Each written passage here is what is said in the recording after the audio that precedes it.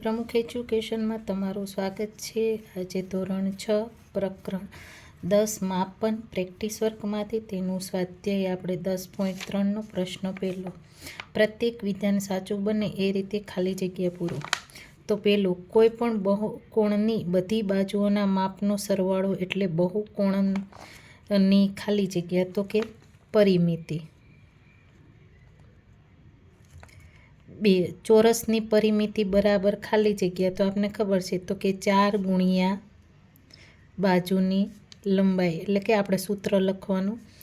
લંબચોરસની પરિમિતિ તો કે આપણને ખબર જ છે તેવી રીતના કે 2 કૌંસમાં લંબાઈ વત્તા પહોળાઈ। સમબાજુ ત્રિકોણની પરિમિતિ એટલે કે એટલે કે બધી બાજુ સરખા હોય, એમાં તો કે 3 ગુણ્યા બાજુની લંબાઈ। ત્રિકોણ કીધું છે એટલા માટે આપણે 3 બાજુ લીધું છે। પછી સમબાજુ ચતુષ્કોણની પરિમિતિ, તો ચતુષ્કોણમાં કેટલા બાજુ હોય તો 4 ને ગુણ્યા બાજુની લંબાઈ।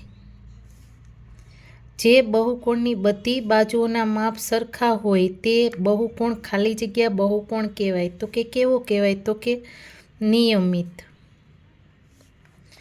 નિયમિત પંચકોણની પરિમિતિ બરાબર ખાલી જગ્યા, તો કે નિયમિત પંચકોણની પરિમિતિ પંચ કીધું છે એટલે તો કે 5 ગુણ્યા બાજુની લંબાઈ।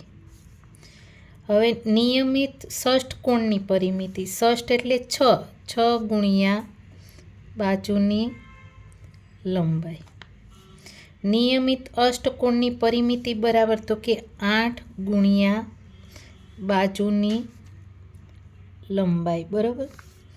તે રીતના 10, બંધ આકૃતિ સપાટીનો જેટલો ભાગ રોકે તે માપને આકૃતિનું ખાલી જગ્યા કહેવાય। તો શું કહેવાય તો કે ક્ષેત્રફળ કહેવાય।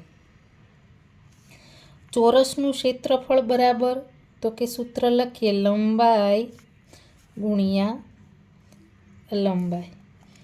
લંબચોરસનું ક્ષેત્રફળ બરાબર તો કે લંબાઈ ગુણ્યા